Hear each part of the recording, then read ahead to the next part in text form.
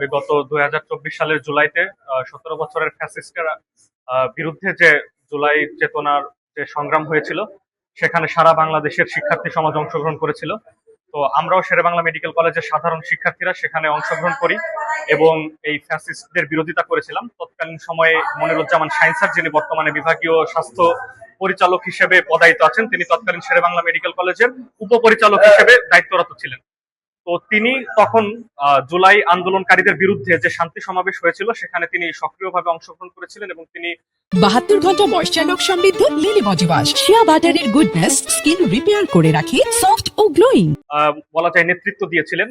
তিনি একজন সাচিপের সাথেও তিনি যুক্ত ছিলেন, যে আওয়ামী পন্থী চিকিৎসকদের যে সংগঠন স্বাধীনতা চিকিৎসক পরিষদ, তিনি সেখানকার তাদের যে শান্তি সমাবেশ ছিল সেখানে নেতৃত্ব দিয়েছিলেন এবং জুলাই আন্দোলনে যে আহত হয়েছিলেন যারা, তাদেরকে চিকিৎসা সেবা দিতেও তারা ব্যাহত করেছিলেন। এবং তৎকালীন সময়ে যেসব শিক্ষার্থীরা জুলাই আন্দোলনে অংশগ্রহণ করেছিল তাদের বিরুদ্ধে বিভিন্ন তথ্য নিয়ে এনএসআই সহ বিভিন্ন গোয়েন্দা সংস্থার কাছে দিয়েছিল এবং তাদের দোসর ছাত্রলীগের মাধ্যমে সাধারণ শিক্ষার্থীদের বিভিন্ন হুমকি ধামকি দিয়েছিল। তো এতদিন পর আমরা দেখতে পাচ্ছি নতুন বাংলাদেশ, যেখানে নতুন স্বাধীনতার সূচনা হয়েছে, সেখানে এতদিন পরে আবারও বিভাগীয় পরিচালকের মতো একটা বড় পদে তাকে পুনরায় পদায়িত করা হয়েছে। এটা বলা যায় আওয়ামী পন্থী চিকিৎসকদের পুনর্বাসিত করার একটা নতুন প্রচেষ্টা।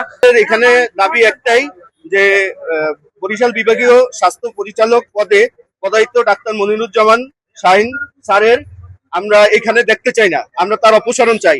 আমাদের আন্দোলনের দাবি একটাই, সাধারণ চিকিৎসক সমাজ এবং সর্বস্তরের মেডিকেল কলেজ এবং হাসপাতালের কর্মকর্তা কর্মচারী এবং মেডিকেল কলেজের ছাত্রদের পক্ষ থেকে যে এই পদ থেকে অতি সত্বর তার অপসারণের ব্যবস্থা করা হবে। 72 ঘন্টা ময়েশ্চার লক সমৃদ্ধ লিলি বডি ওয়াশ শিয়া বাটারের গুডনেস স্কিন রিপেয়ার করে রাখে সফট ও গ্লোয়িং